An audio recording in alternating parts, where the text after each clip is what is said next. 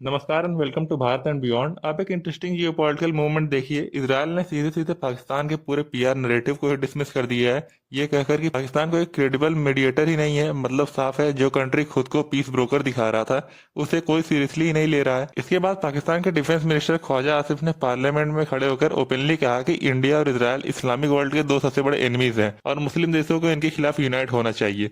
ध्यान देने वाली बात यह है, ये कोई रैली या इमोशनल स्पीच नहीं थी, ये पार्लियामेंट के अंदर दिया गया स्टेटमेंट है जो कि एक ऑफिशियल माइंडसेट को रिफ्लेक्ट करता है। मुस्लिम दुनिया को, आलम इस्लाम को एक बात जो है रिकग्नाइज करनी चाहिए कि हमारा असली और अबदी दुश्मन जो है, जहां हिंदुस्तान है वहां इसराइल भी है।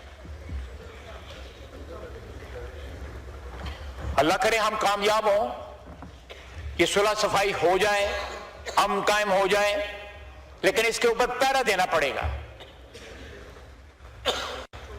मुसलमान बरादरी को इस पे पहरा देना पड़ेगा।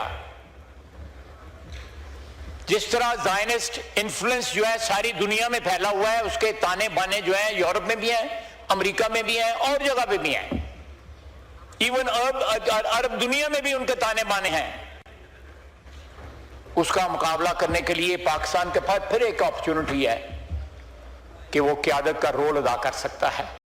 प्रॉब्लम यहीं से शुरू होती है। ऐसी स्टेटमेंट्स ग्लोबल लेवल पर बेरली हाईलाइट होती हैं। यूएस मीडिया में कोई डिस्कशंस नहीं होते इन पर, इंटरनेशनल प्लेटफॉर्म्स पर प्रेशर नहीं, और यहीं इंडिया नैरेटिव गेम में पीछे रह जाता है। अगर आप कंपेयर करो तो नेतन्याहू ने सालों तक यूएस में जाकर सिस्टमेटिकली एक नैरेटिव बिल्ड किया। उन्होंने अमेरिकन को बार बार ये समझाया कि ईरान सिर्फ रीजनल थ्रेट नहीं है बल्कि फ्यूचर ग्लोबल थ्रेट है। धीरे धीरे परसेप्शन शिफ्ट हुआ और आज यूएस में ईरान की इमेज काफी नेगेटिव है। ये ओवरनाइट नहीं हुआ, ये कंसिस्टेंट नैरेटिव बिल्डिंग का रिजल्ट है। इंडिया के पास भी ऐसे मूवमेंट्स आते हैं जब पाकिस्तान ओपनली एग्रेसिव बातें करता है, बट हम उसे ग्लोबल नैरेटिव में कन्वर्ट नहीं कर पाते और इसी गैप का फायदा पाकिस्तान उठा लेता है। सिचुएशंस और इंटरेस्टिंग हो जाती है क्योंकि पाकिस्तान खुद इस्लामाबाद में US Iran peace talks host करने जा रहा है, लेकिन ग्राउंड रियलिटी देखो, ईरान ऑलरेडी कॉशियस है, इजराइल टॉक्स में शामिल ही नहीं है और टेंशंस अभी भी हाई हैं। ऐसे में टॉक्स सक्सेसफुल होंगी या कोलैप्स, ये पूरी तरह से अनसर्टेन है अभी। इसी बीच इसराइल ने पाकिस्तान की लैंग्वेज के लिए कोई स्ट्रॉन्ग रिएक्शन देना शुरू कर दिया है। पाकिस्तानी लीडर को स्टेटमेंट को आउटरेजियस कहा गया है और यहीं से एक बड़ा शिफ्ट देखने को मिलता है। इंडिया जहां पाकिस्तान को मोस्टली टेररिज्म एंगल पर प्रेजेंट करता है, वहीं इसराइल उसे एक ब्रॉडर जियोपॉलिटिकल थ्रेट के रूप में फ्रेम करता है। इंटरनेशनल पॉलिटिक्स में ये फर्क बहुत मायने रखता है। टेररिज्म एक इशू है लेकिन स्ट्रेटेजिक थ्रेट एक बिगर नैरेटिव बन जाता है जो पॉलिसी डिसीजंस को इन्फ्लुएंस करता है। अगर ये ट्रेंड जारी रहा तो आने वाले समय में पाकिस्तान सिर्फ इंडिया के साथ कॉन्फ्लिक्ट से लिमिटेड नहीं रहेगा।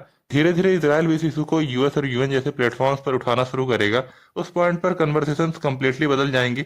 ये सिर्फ रीजनल राइवलरी नहीं रह जाएगी बल्कि ग्लोबल सिक्योरिटी कंसर्न बन सकती है। और ऑनेस्टली सिग्नल्स अभी से दिखने लगे हैं, स्टेटमेंट शार्प हो रहे हैं, रिएक्शन स्ट्रॉन्गर हो रहे हैं और पोजीशन हार्ड होती जा रही है। अब देखना ये होगा इंडिया इस मूवमेंट को कैसे यूज करता है। क्या हम सिर्फ रिएक्ट करते रहेंगे या फाइनली एक कंसिस्टेंट ग्लोबल नैरेटिव बिल्ड करने की कोशिश करेंगे, क्योंकि जियोपॉलिटिक्स में सिर्फ ग्राउंड पावर नहीं, स्टोरी कौन कंट्रोल करता है वही अल्टीमेटली गेम जीतता है। थैंक यू, जय हिंद।